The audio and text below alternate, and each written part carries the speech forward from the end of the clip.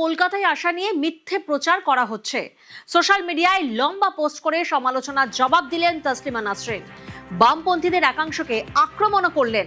ঠিক কি দাবি করেছেন তিনি এই পোস্ট করে? সুস্মিতা প্রতিনিধি আমাদের সঙ্গে রয়েছেন।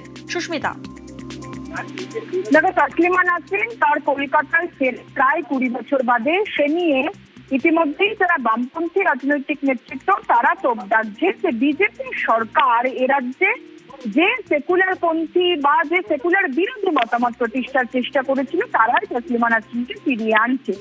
বিজেপি সরকার ফিরিয়ে আনছে, রাজ্যের বিজেপি মুখ্যমন্ত্রী শুভেন্দু অধিকারী ফিরিয়ে আনছে। তার কারণ হিসাবে একাধিক সেকুলার পন্থী, সেকুলার বিপক্ষে মতামত তার রাজনৈতিক ব্যাখ্যা দিচ্ছেন বামপন্থী রাজনৈতিক নেতৃত্ব। কিন্তু তসলিমা নাসরিন এবার মুখ খুললেন। তিনি তার সোশ্যাল মিডিয়া মাধ্যমে পোস্ট করে জানিয়েছেন যে কলকাতায় আমন্ত্রণ জানিয়েছে একটি সংগঠন যার নাম সেকুলার মিশন এবং যে সংগঠনের কর্ণধার একজন প্রগতিশীল মুসলিম ওসমান গনি মল্লিক। এবং বিজেপি কলকাতায় নিয়ে যাচ্ছে কিনা সেই প্রশ্নের উত্তরে তিনি স্পষ্ট করে বলেছেন যে বিজেপি কি পশ্চিমবঙ্গ সরকার কলকাতায় নিয়ে আসছে না। পশ্চিমবঙ্গ সরকার শুধুমাত্র তার কলকাতায় আসা এবং তার পরবর্তী সময় সে নিরাপত্তাটুকু প্রদান করবে। যে নিরাপত্তা প্রদান করতে পারবে না বলেই 2007 সালে বুদ্ধদেব ভট্টাচার্যের সময়কালে বাম সরকার তাকে কলকাতা থেকে বিতাড়িত করেছিল। যে নিরাপত্তার প্রশ্নে তৃণমূল কংগ্রেসের দীর্ঘ 15 বছরের সময়কালে তাকে কলকাতায় ফেরানো হয়নি।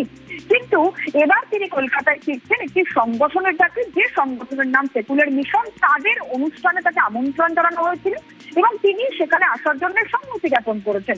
তবে পশ্চিমবঙ্গ সরকার কিংবা রাজ্য বিজেপি কোন রাজনৈতিক দলের ডাকে তিনি কলকাতায় আসছেন না। পশ্চিমবঙ্গ সরকার, রাজ্যের প্রশাসনিক কর্তারা, রাজ্যের প্রশাসনিক ব্যবস্থা মারফত তাকে শুধুমাত্র কলকাতায় আসা এবং তার পরবর্তী সময়ে তাকে নিরাপত্তাটুকু প্রদান করবে।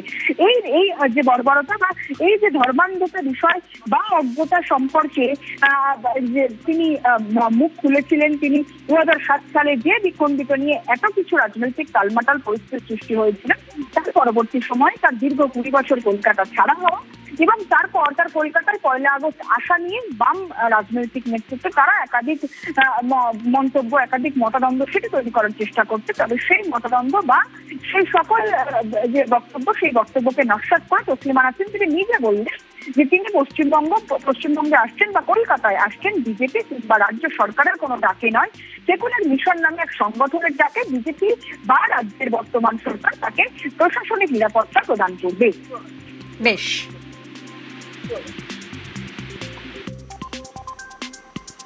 সোশ্যাল মিডিয়ায় লম্বা পোস্ট করে সমালোচনার জবাব দিলেন তসলিমা নাসরিন।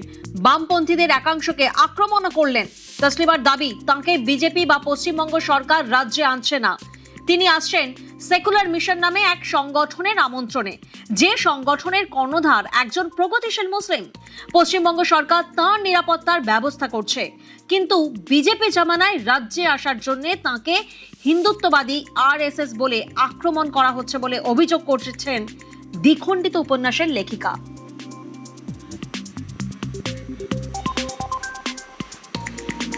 বরাবর চেষ্টা করি দিদিকে ফিরিয়ে আনার জন্য, যে এই যে অন্যায়টা হয়েছে সেই অন্যায়ের একটা প্রতিকার হওয়া দরকার, কিন্তু এতদিন করা সম্ভব ছিল না। বিগত 2টি সরকার কোনোরকমভাবে নিরাপত্তা দিতে অস্বীকার করে, কিন্তু নতুন গভর্নমেন্ট এসে নিরাপত্তার আশ্বাস দেওয়ার ফলে আমরা এই কাজটা করতে সক্ষম হচ্ছি এবং এটা মুক্ত চিন্তক মানুষরা এটা করেছেন।